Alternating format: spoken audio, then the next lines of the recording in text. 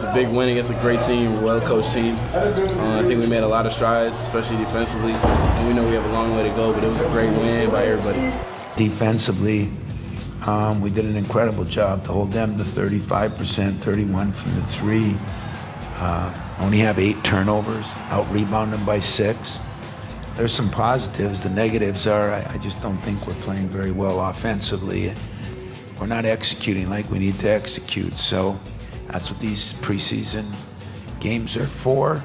A lot of things to be proud of, a couple things to be disappointed in. Highlights from the PK80 semifinal victory for Michigan State over UConn. 20-point win in the victory bracket. In the interest of full disclosure, we are taping this show just before tonight's championship game against North Carolina begins, so you're going to know the score of that before you watch this show. But Doug Warren, you have to appreciate the effort of Cassius Unconscious Winston in the second half. He couldn't miss, and that was as comfortable as I've seen him at Michigan State.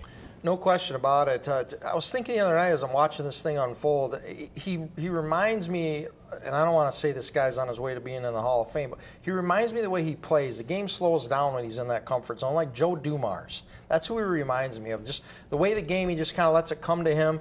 28 points, 12 points in that 4-minute stretch in the second half. He just took over the game, and he just kind of sneaks up on you and just like, wow, this guy is much, much better than you think he is. And when he's in that zone, if he's in that zone for all the season, Jack, this team can go places. He's the key to how far this team can go this year, I think.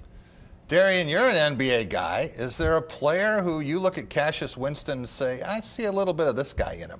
Yeah, I mean, the way he played against UConn was kind of like C.J. McCollum in terms of the way that he was shooting the ball, knocking down shots, and had to take over in that role. I mean, basketball is a different game now than it was maybe 5 years ago, maybe 10 years ago, where point guards have to score. You have to, if you're a point guard, you have to be able to put the ball through the hoop. You have to understand when to take over and do what he did in the second half, because the ball is going to be in your hands all the time. And as you said, I mean, we were kind of, discussing, does he have to do that all the time? Can it just be sometimes? I mean, it doesn't have to be every single game. He doesn't have to go for 28, but just playing with that type of confidence, understanding when to go for a 12-assist game, more so when to go for a 20-point game.